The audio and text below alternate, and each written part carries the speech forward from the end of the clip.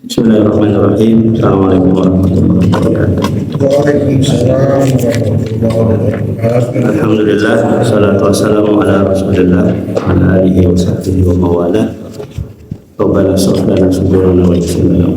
Syukur kita panjatkan kepada Allah. Salawat dan salam kita tercurahkan kepada Nabi Muhammad SAW. Alhamdulillah pada pagi hari ini kita bisa berkumpul di tempat yang penuh berkah ini. Semoga Allah jadikan pertemuan ini menjadi amal soleh bagi kita. Seperti yang sudah disampaikan oleh Bapak Ketua Sumur Hidup,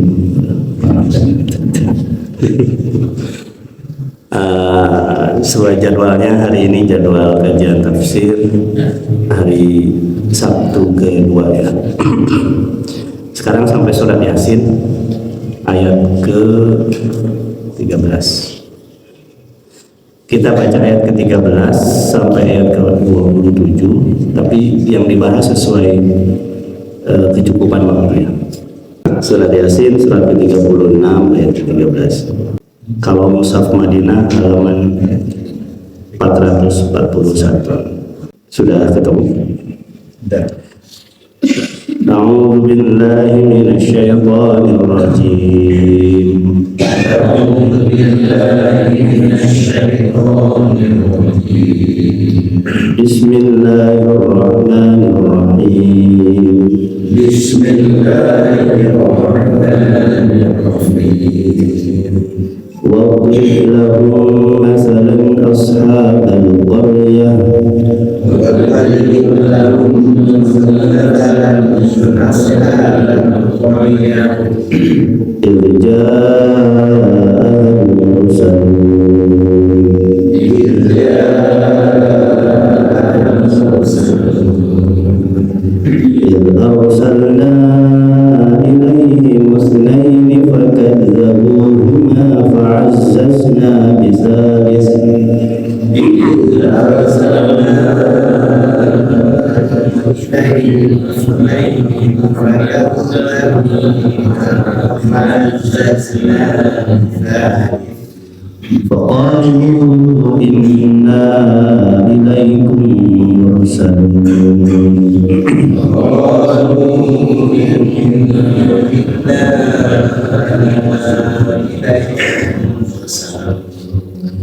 قالوا ما أنتم إلا بشر مثلنا.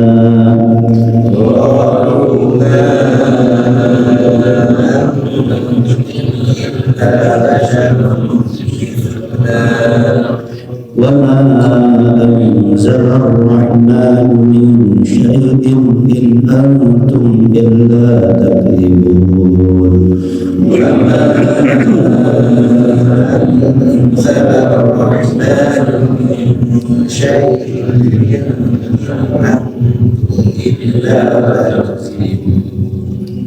قالوا ربنا يعلم إنا إليكم لمرسلون. قالوا ربنا يعلم إنا إليكم لمرسلون. وما علينا إلا البلاغ المبين. وما علينا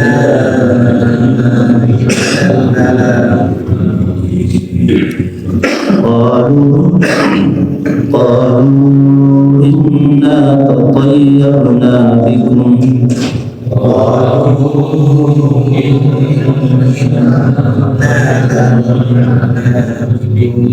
لئن لم تنتهوا لنرجمنكم وليمسنكم منا عذاب أليم. لئن لم تنتهوا لنرجمنكم وليمسنكم منا عذاب أليم. قالوا طائركم معكم لئن ذكرتم بل أنتم قوم مسرفون.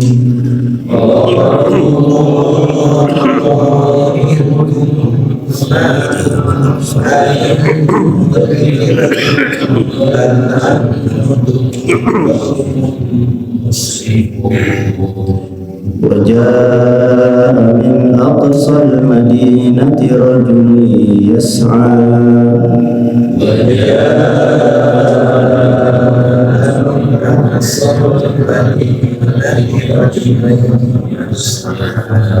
قال يا قوم اتبعوا المرسلين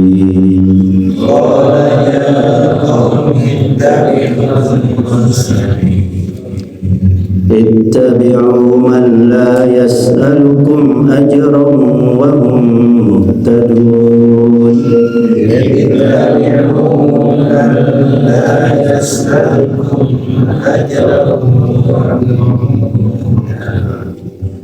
وما لي لا أعبد الذي فطرني وإليه ترجعون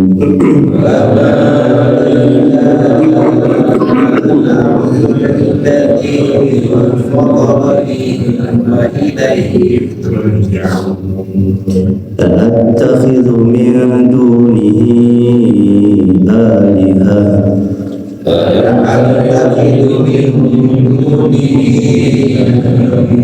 آلهة إن يردني الرحمن بضر لا تغن عني شفاعتهم شيئا ولا ينقذون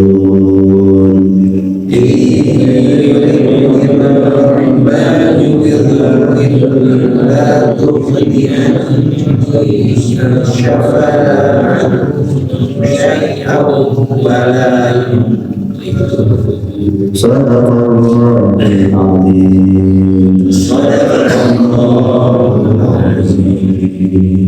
Sampai ketiga bacanya. Alhamdulillah, semoga Allah berikan kepada kita keberkahan dari apa yang kita baca. Ini lanjutan dari ayat yang sebelumnya. Ayat sebelumnya berarti ayat ke-12. Itu tentang penjelasan dari Allah apa yang akan terjadi setelah kematian. Ini yang tidak diyakini oleh orang-orang yang tidak percaya adanya pencipta. Konsekuensi tidak percaya adanya pencipta adalah tidak percaya kepada kehidupan setelah kematian. Ayat 12 Allah katakan, Inna nahnu nuhyil mauta, sesungguhnya kami yang menghidupkan mauta. Mauta itu jamak dari mayit. Mayit itu jenazah ya. Mayit itu orang yang sudah meninggal.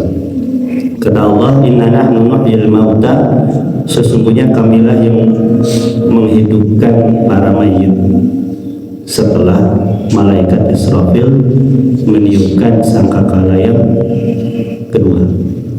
Kalau sangkakala yang pertama itu kan ini ya, kiamat. Sangkakala kedua baru ya ba'asuman fil kubur, membangkitkan semua yang di alam kubur. Nah, dalam kajian ahli sunnah itu mereka sepakat yang dibangkitkan itu bukan hanya roh tapi juga jasad. Jadi jasad kita itu yang kalau sudah meninggal jadi tulang belulang, dibangkitkan lagi, dibangkitkan dalam kondisi seperti utuh. Dalilnya apa? Quran surat Al-Qiyamah ayat 3 atau ayat 4. Ketika orang kafir mendustakan kata Allah,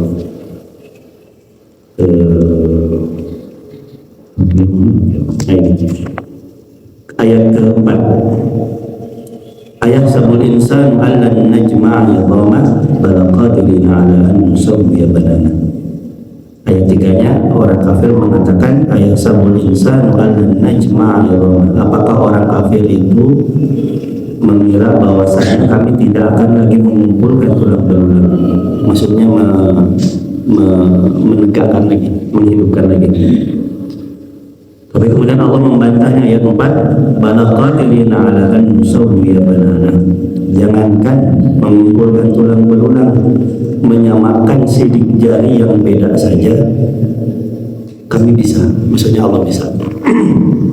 Jadi di Quran surah Al-Qiyamah ayat 4 itu sudah ada penjelasan dari Allah, sidik jari manusia itu berbeda.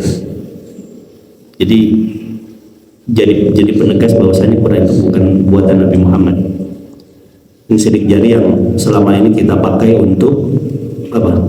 Pembuatan SIM, paspor, imigrasi, absen di instansi gitu kan. Itu kan baru digunakan oleh kita beberapa puluh tahun ke belakang ya, atau mungkin beberapa tahun ke belakang. Tapi di Quran surah Al-Qiyamah ayat 4 itu Allah katakan bala qadirina ala an nusawwiya banana. Kami sanggup untuk menyamakan sidik jari yang beda. Artinya tidak ada satupun orang yang sidik jarinya sama, pasti beda.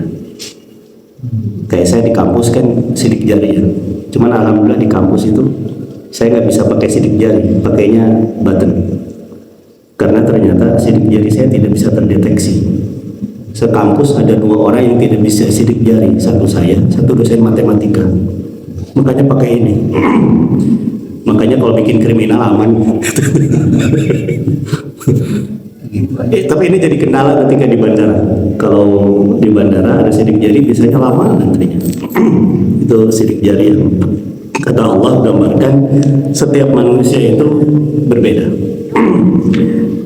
Nah, sidik jari yang berbeda yang Allah katakan kami sanggup untuk menyamakan sidik jari yang berbeda, itu adalah jawaban atas bantahan orang kafir yang mengingkari bahwasanya nanti hari kiamat itu akan dibangkitkan ruh dan tulang belulang. Ayat sabul insan wa anan najma'il dhawra. Apakah mereka mengira bahwasanya kami tidak sanggup menyamakan atau mengumpulkan tulang belulang yang berserakan? Kata Allah, jangankan tulang belulang, sidik jari yang beda pun bisa kami samakan. Nah, ini yang dijadikan dalil oleh para ulama bahwasanya yang dibangkitkan nanti di akhirat itu bukan hanya ruh, tapi juga jasad. Karenanya di Quran surat apa itu? Allah katakan tentang azab api neraka. Itu kata Allah dalam ayat tersebut, kullama nadijat juluduhum baddalnahum juludan ghairaha liyadhuqul adzab. Kullama nadijat juluduhum, setiap kulit itu nanti sudah melepuh, baddalnahum juludan ghairaha liyadhuqul adzab. Artinya setiap kulit itu sudah melepuh karena panasnya api neraka, baddalnahum juludan ghairaha liyadhuqul adzab. Kami ganti dengan kulit yang baru supaya merasakan kembali azab. Artinya apa? Kulitnya dibangkitkan, bukan hanya ruh. Nah, dulu ada seorang yang sering kita dengar, dia ahli kedokteran tapi juga seorang ulama, yaitu Ibnu Sina. Ibnu Sina itu kan terkenal sebagai bapak kedokteran muslim ya. Tapi juga diyakini oleh sebagian kalangan dia adalah seorang ulama. Tapi yang perlu dicatat, Ibnu Taimiyah dan beberapa ulama mengkafirkan beliau, mengkafirkan Ibnu Sina. Alasannya alasannya 3. Salah satunya itu adalah dia mengatakan yang dibangkitkan itu hanya ruh, bukan dengan jasad. Artinya para ulama mengambil konsekuensi siapa yang tidak meyakini dibangkitkan di akhirat itu ruh dengan jasad, atau hanya meyakini ruh saja, itu sudah jatuh kufur. Di antaranya adalah Ibnu Sina. 2 kesalahannya lagi adalah Ibnu Sina meyakini Allah itu hanya tahu hal-hal yang sifatnya universal, tidak tahu yang sifatnya partikular. Jadi yang detail-detail Ibnu Sina berpendapat Allah itu tidak tahu, makanya dikafirkan. Ada satu lagi saya lupa. Ada 3 alasan kenapa beliau dikafirkan. Nah, jadi kita harus meyakini bahwasannya yang dibangkitkan nanti setelah Allah bangkitkan para mayit dari alam kubur itu adalah ruh dan jasad. Wa naktubu ma qaddamu wa atharahum, dan kami juga yang menulis maqaddam, apa yang telah mereka lakukan, dan jejak apa yang telah mereka tinggalkan. Artinya tidak ada satupun hal yang tidak terlewat oleh Allah Subhanahu wa Ta'ala. Semuanya dicatat oleh Allah di dalam kitab amal kebaikan dan keburukan kita. Wa kullu syai'in ahsaynahu fi imamin mubin, dan semuanya ahsayna, kami hitung. Nah, ini di dalam bahasa Arab itu, ini kayaknya bahasa Arab ya. Menghitung itu ada hasuba yahsubu, ada ahsa yuhsi. Kalau hasuba yahsubu itu menghitung tapi menghitung sekilas. Tapi kalau ahsa yuhsi itu menghitung tapi dengan cara yang detail. Nah, kebanyakan Allah menggunakan ketika mencatat, menjelaskan bahwasanya Allah mencatat amalan seorang hamba, itu menggunakan kata ahsa yuhsi, bukan hasuba yahsubu. Contohnya ada di surat, Allah katakan dalam Al-Quran, saya lupa suratnya, tapi yang pasti ada di antara Al-Fatihah dan An-Nas. Ahsahullahu wa nasuh, ahsahullahu wa nasuh. Quran surat Al-Mujadilah ayat 6. Ini kata Allah dalam ayat tersebut, yauma yab'atsuhumullahu jami'a, pada hari di mana Allah membangkitkan mereka, fayunabbi'uhum bima amilu, dan kami pun akan memberitakan kepada mereka apa yang telah mereka lakukan. Ahsahullahu wa nasuh. Nah, ini menggunakan kata ahsahullah. Kami menghitung mereka setiap amalan, wa nasuh, tapi mereka lupa kalau kami sedang menghitung. Nah, ini manusia itu rata-rata lupa kalau Allah tuh sedang menghitung apa yang kita lakukan. Wallahu ala kulli syai'in qadir. Dan Allah Maha mengetahui, Maha melihat apa yang dilakukan. Sampai dengan ayat ini pun, ayat ke-12 itu Allah menggunakan kata ahsa yuhsi, menghitung dengan detail. Jadi tidak ada satupun yang terlewat dari apa yang kita lakukan. Itu yang terakhir kita bahas di bulan lalu ya.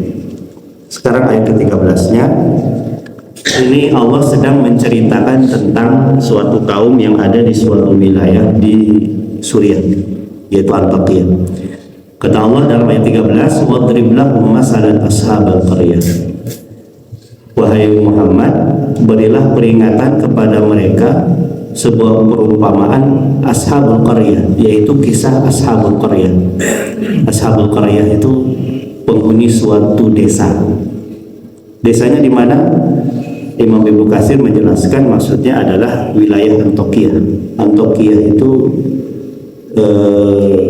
daerah utara Suriah. Yang ini merupakan umat Nabi Isa alaihissalam. Nama wilayahnya Antakya. Makanya Dr. Adian Husaini mengatakan dulu Nabi Isa itu sebetulnya ajarannya itu adanya di Suriah. Tapi ketika muncul konsep Trinitas yang dibawa oleh Paulus, itu berubah pusatnya menjadi di Roma, di Katolik, kata beliau.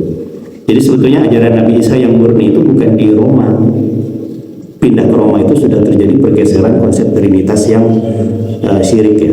Ajaran Nabi Isa yang asli itu, kata beliau, itu ada di Suriah. Dalilnya apa? Ini Quran surat Yasin ayat ke-13. Wadrib lahum masalan ashabul qaryah. Wahai Muhammad, berilah berita kepada mereka sebuah perumpamaan tentang ashabul qaryah, tentang penghuni suatu negeri. Irja ahlul mursalun, yaitu ketika datang kepada mereka dua orang pemberi peringatan. Jadi ini umat Nabi Isa. Ada yang mengatakan Nabi Isa yang sudah wafat, tapi kemudian mereka mulai terimbas penyakit syirik. Maka kemudian datanglah orang yang faham tentang ajaran Nabi Isa, yang beriman kepada Allah, untuk menjelaskan ajaran Nabi Isa yang sebenarnya. Ajaran Nabi Isa yang sebenarnya itu adalah mempertauhidkan Allah Subhanahu wa Ta'ala. Jadi Nabi Isa tidak pernah mengajarkan konsep Trinitas. Tuhan Bapa, Tuhan apa, Roh Kudus, dan Tuhan Anak. Nabi Isa tidak pernah mengajarkan. Bahkan di Quran surat Al-Maidah Allah mengecam konsep Trinitas. Kata Allah, laqad kafara alladziina qalu innallaha salisu salasa. Telah kafir orang yang mengatakan Allah itu satu di antara tiga. Jadi semua nabi itu mengajarkan tauhid. Nah, kata Allah, berilah hai Muhammad peringatan kepada mereka tentang suatu penghuni kota, idza al-mursalun, ketika datang kepada mereka para pemberi peringatan. Id arsalna ilaihi husnain, yaitu kami utus kepada mereka dua pendakwah, dua orang pemberi peringatan. Fakadzabuhuma, tapi kemudian mereka mendustakan keduanya. Nah, ini kebiasaan orang kufur itu adalah mendustakan para nabi, dan itu terjadi jauh sebelum Nabi Muhammad, jauh sebelum Nabi Isa, sejak Nabi Nuh. Nabi Nuh dakwah 950 tahun ya.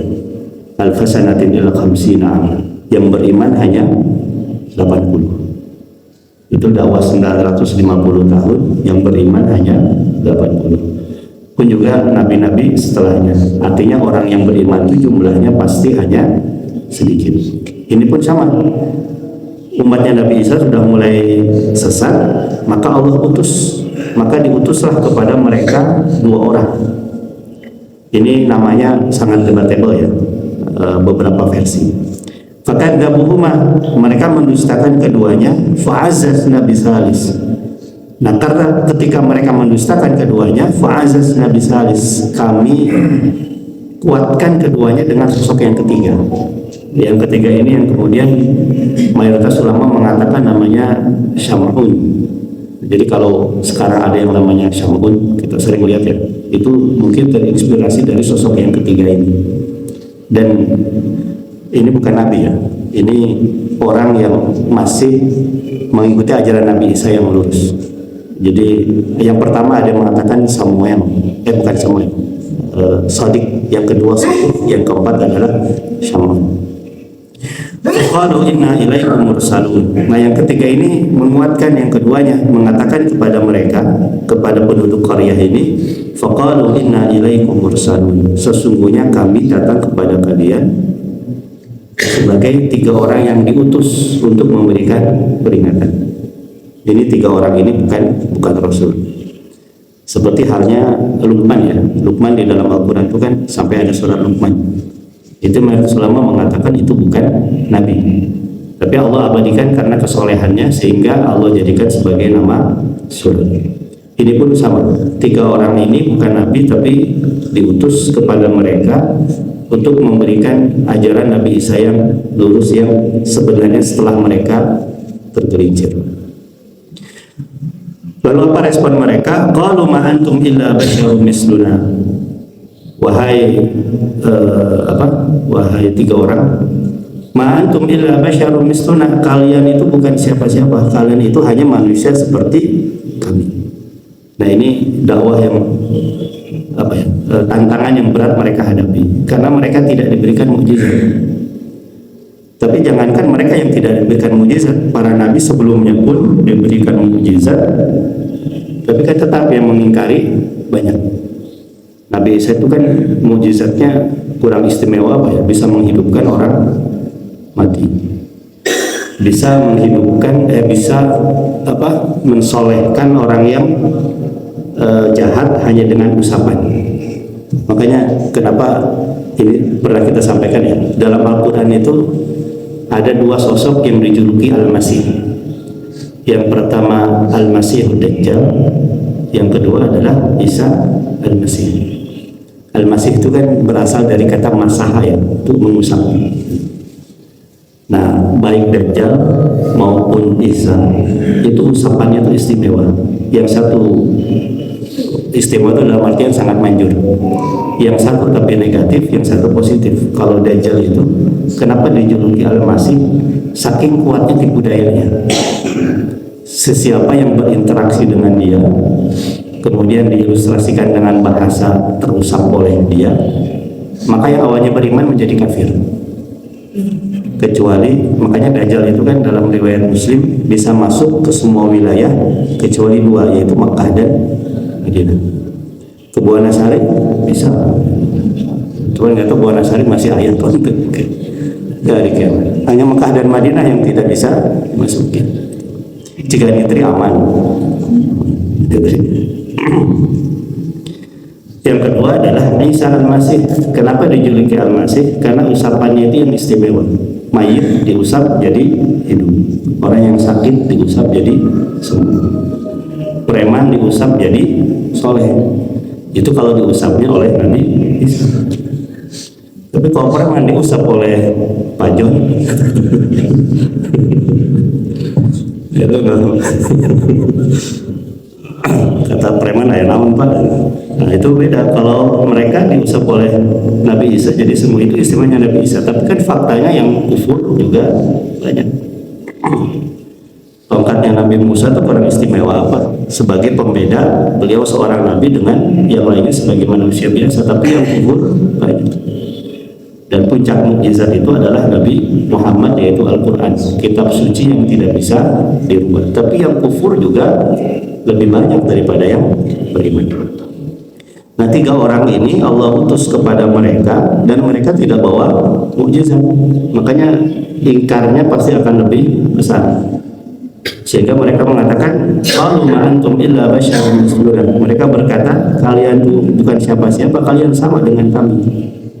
Wa ma anzala ar-rahmanu min syai'in in antum illa takdzibun. Dan Ar-Rahman atau Tuhan tidak akan menurunkan sesuatu dan sesungguhnya kalian hanya sebatas pendusta. Ini selalu dituduh sebagai pendusta. Tapi yang unik, walaupun mereka ingkar, tapi mereka mengenal Allah. Itu wa ma anzala ar-Rahman. Ar-Rahman yaitu Allah tidak menurunkan sesuatu dan kalian pendusta. Tapi kenapa mereka disebut kafir sementara mereka kenal Allah? Nah, ini yang dikatakan oleh para ulama, mereka beriman pada aspek rububiyah tapi tidak beriman pada aspek uluhiyah. Mereka percaya yang menciptakan itu Allah, yang mengatur takdir itu Allah, yang memberikan rezeki itu adalah Allah. Tapi mereka kufur musyrik pada aspek uluhiyah, artinya apa? Menyembah selain Allah atau menghadirkan sesembahan selain Allah. Karenanya orang kafir zaman jahiliyah pun mereka mengenal Allah tidak pernah. Tapi kenapa Allah janjikan mereka sebagai orang yang kafir? Karena mereka menghadirkan sekutu selain Allah. Karenanya dalam Al-Quran itu Allah katakan, wala in sa'altahum man khalaqas samawati wal ard wa sakhara syamsa wal qamar la yaqulan Allah. Apabila Muhammad engkau berkata kepada mereka siapa yang menciptakan langit dan bumi dan menjalankan matahari dan bulan, la yaqulan Allah. Mereka akan mengatakan yang melakukan semua itu adalah Allah. Rububiyahnya benar, tapi uluhiyahnya yang bermasalah. Maka ancamannya adalah kufur. Apalagi zaman sekarang uluhiyahnya rusak, rububiyahnya juga rusak, maka itu lebih kufur. Kemudian ayat selanjutnya, qalu rabbuna ya'lamu inna ilaikum lamursalun. Nah, yang ketiga ini, 3 orang ini kemudian mengatakan, Rabbuna ya'lamu inna ilaikum lamursalun. Sesungguhnya Tuhan kami mengetahui bahwasanya kami diutus kepada kalian. Kalian ingkar, tapi Allah pasti tahu bahwasanya kami itu diutus kepada kalian. Wa ma 'alaina illal balagul mubin. Dan tugas kami itu hanya sebatas menyampaikan, bukan menjadikan orang beriman. Jadi ketika 3 orang ini sudah tahu bahwasanya Ashabul Qaryah ini ingkar kepada ketiganya, ya mereka tidak memaksakan, mereka hanya menyampaikan, wa ma 'alaina illal balagul mubin. Tugas kami itu hanya menyampaikan, tidak menyebabkan atau tidak menjadikan orang menjadi iman. Selesai tugas. Dan itu juga yang Allah katakan kepada Nabi Muhammad, wa ma 'alaika illal balagh.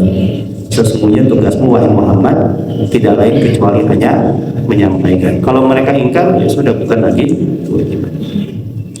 Jangankan yang jauh ya, yang tidak ada ikatan. Abu Talib saja tidak bisa dijadikan beriman oleh Nabi Muhammad. Jadi Abu Talib ini kisah yang sangat populer ya. Abu Talib lagi menjelang sakaratul maut, sebelah kanannya Nabi Muhammad, sebelah kirinya Abu Jahal ya.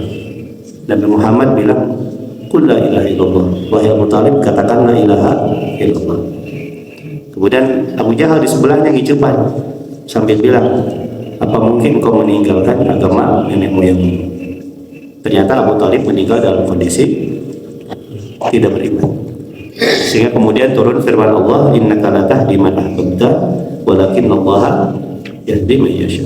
Sesungguhnya engkau wahai Muhammad tidak bisa memberikan hidayah kepada siapa yang kau kehendaki, tetapi dialah Allah yang memberikan hidayah kepada siapa yang dia kehendaki. Akhirnya divonislah Abu Talib itu sebagai kufur oleh siapa? Oleh Nabi Muhammad sendiri. Ketika Abu Talib sudah meninggal, kemudian ada sahabat yang bertanya, "Ya Rasulullah, aina Abu Talib?" Wahai Rasulullah, di mana Abu Talib di akhirat? Nabi Muhammad sebetulnya nggak suka dengan pertanyaan ini, karena bagaimanapun juga Abu Talib jasanya besar kepada Nabi. Tapi karena ini pertanyaan oleh Nabi harus dijawab. Kata Nabi Muhammad, "Laula da'wati," kalaulah bukan karena doaku, maka lakana fi darkil asfali minan nar, maka dia akan di neraka yang paling bawah. Tapi aku memohon kepada Allah supaya azabnya diringankan. Maka Abu Talib disimpan di neraka yang paling ringan. Kemudian Rasul bilang, "Tahukah kalian apa neraka yang paling ringan itu?" Rasul menjawab, yang paling ringan itu adalah yaitu ketika Abu Talib menginjak lantai neraka, yang hancur itu adalah kepalanya. Itu neraka paling ringan yang kemudian dimasuki oleh Abu Talib. Artinya apa? Nabi Muhammad tidak berdoa kepada Allah supaya dosanya diampuni, karena memang tidak boleh meminta ampunan orang yang meninggal dalam kekufuran, itu tidak boleh. Ada yang nanya ke saya, boleh nggak kita takziah ke orang yang meninggal dan dia bukan seorang muslim? Kalau takziahnya boleh, tapi jangan sampai di depan jenazahnya kita berdoa, Allahumma ighfir lahu warhamhu wa'fu anhu. Nah itu jangan, karena itu doanya untuk orang yang beriman. Karena sebetulnya istilah almarhum itu hanya untuk orang yang meninggal dalam kondisi beriman. Tapi masalahnya di kita almarhum itu sudah menjadi bahasa yang jamak, bahasa yang umum. Orang yang meninggal dalam kekufuran pun seringkali kita bukan kita, sebagian orang mengucapnya dengan kalimat almarhum. Almarhum sudah meninggal dan kemarin di dalam kondisi kufur, itu tidak. Almarhum itu artinya kan yang dirahmati dan tidak ada yang dirahmat, dan itu bahasa Arab, artinya muncul dari khazanah Islam. Hanya orang yang meninggal dalam kondisi kafir. Maka sedekat apapun hubungan kita dengan orang yang meninggal dan dia meninggal dalam kondisi kekafiran, kita tidak boleh mendoakan. Nabi siapa? Nabi Ibrahim itu kan ketika mau mendoakan ayahnya itu kan Azar ya, meninggal dalam kondisi kafir ayahnya. Allah menegur Nabi Ibrahim, wa maka istighfar Ibrahim illa buka, dan tidaklah istighfarnya Nabi Ibrahim untuk ayahnya itu hanya istighfar memohon ampunan yang sia-sia. Artinya tidak boleh mendoakan siapapun yang meninggal dalam kondisi kafir kalau sudah meninggal. Tapi kalau masih hidup itu boleh. Mendoakan mereka supaya mendapatkan hidayah, boleh. Mendoakan mereka supaya diberikan kesehatan asalkan masih hidup. Tapi kalau sudah meninggal terlarang itu. Nah, kalau mendoakan orang yang meninggal dalam kondisi beriman, maka itu sebuah keharusan. Nah, itu kata Allah, "Ma alaina illal balagh." Ketiganya mengatakan tidaklah tugas kami kecuali hanya menyampaikan. Kalau mau tetap kufur ya silakan. Makanya kata Allah kan masalah iman dan kufur itu kan pilihan ya, pilihan yang ada konsekuensinya maksudnya. Faman syaa'a falyu'min wa man syaa'a falyakfur. Siapa yang mau beriman ya silakan, siapa yang mau kafir ya silakan. La ikraha fid din, tidak ada paksaan dalam agama. Tapi kalau sudah masuk ke dalam agama Islam harus mau terikat oleh aturan Islam. Kalau belum masuk Islam yaitu pilihan. Walaupun sebetulnya setiap bayi yang dilahirkan itu adalah muslim. Ma min mauludin illa yuladu ala fitrah. Tidaklah seorang bayi dilahirkan kecuali lahir dalam kondisi fitrah, suci. Tapi kenapa kemudian ada yang agamanya macam-macam? Kata Allah, fa abawaihi yuhawidanihi ayunasiranihi ayumajisani. Kedua orang tuanya lah yang menjadikan dia Yahudi, Majusi atau Nasrani. Jadi saya nanya ke mahasiswa, kamu beriman memilih Islam apa alasannya? Jawabannya selalu apa? Karena keturunan. Itu pun sudah alhamdulillah, artinya fitrahnya terjaga oleh orang tua. Karena fitrah bayi dilahirkan itu adalah beriman. Ketika orang tuanya beriman, artinya orang tuanya merawat fitrahnya. Yang kasihan itu lahir dalam kondisi beriman, kemudian orang tuanya non muslim, maka dididik dengan cara non muslim. Maka kemudian dikasih nama yang ujungnya us-us, gitu. Itu nama baptis. Nah, itu mengenai fitrah manusia. Wa ma 'alaina illa balaghul mubin. Qalu inna tatayyarna bikum. Kemudian ketiganya mengatakan inna tatayyarna bikum la in lam tantahu wa lanarjumannakum wa la yamassannakum minna 'adzabun alim. Sesungguhnya apabila kalian tidak meninggalkan apa yang kalian lakukan, lanarjumannakum wa la yamassannakum minna adzabun. Qalu inna tatayyarna bikum. Kembali. Qalu inna tatayyarna bikum. Mereka orang kafir mengatakan sesungguhnya kami sial dengan kedatangan kalian. Nah, orang kafir ini yang Ashabul Qaryah ini malah mengatakan sesungguhnya kami merasa sial dengan kedatangan kalian. Tatayyar itu yang kemudian berkembang dalam ilmu akidah itu tatayyur. Tatayyur itu mengaitkan suatu fenomena dengan nasib kita. Contoh misalnya,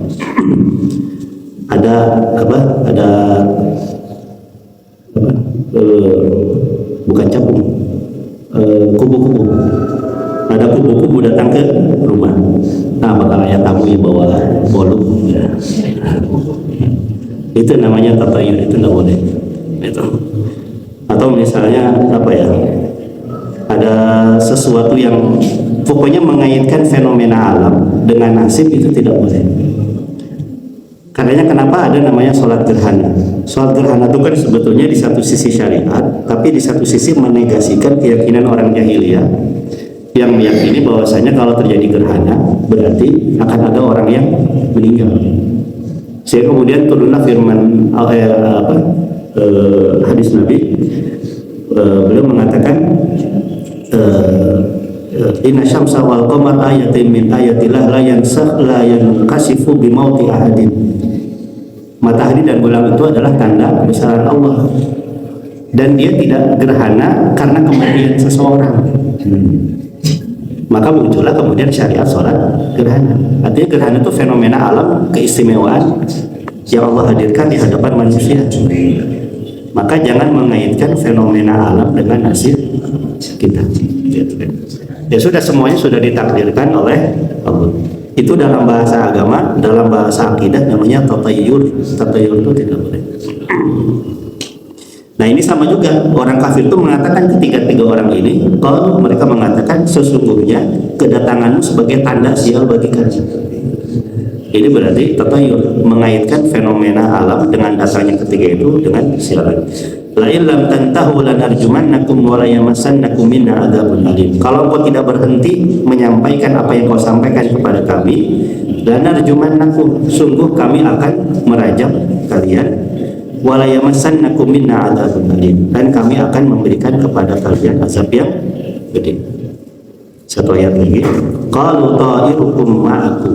Nah, ketiganya kemudian membalas, qalu ta'irukum ma'akum, sesungguhnya kesialan itu ada pada diri kalian karena menolak ajaran Nabi Isa yang lurus. Ain dzukirtum bal antum qaumun musrifun, karena kalian mendustakan yang kami sampaikan, bal antum qaumun musrifun, bahkan kalian itu termasuk orang yang melampaui batas. Nah, ujungnya sejak itulah ajaran Nabi Isa semakin rusak dan kemudian beralih dari Suriah menjadi ke Roma. Maka muncullah Kristen Katolik di sana, dan menyebar juga kemudian dengan munculnya sosok Martin Luther ya, agama Kristen Protestan. Dan Protestan sektenya makin banyak lagi, ada Advent, ada HKBP, Uriah HKBP, Uriah Kristen Batak Protestan, ada Kristen Jawa, ada Kristen Sunda, segala umat. Allahu a'lam. Baik Bapak Ibu yang Allah muliakan, masih ada waktu beberapa menit lagi. Seperti yang tadi disampaikan, kita baca agak banyak, tapi kita bahas sesuai dengan waktu, dan ini sampai ayat ke-19 ya. Wallahu a'lam.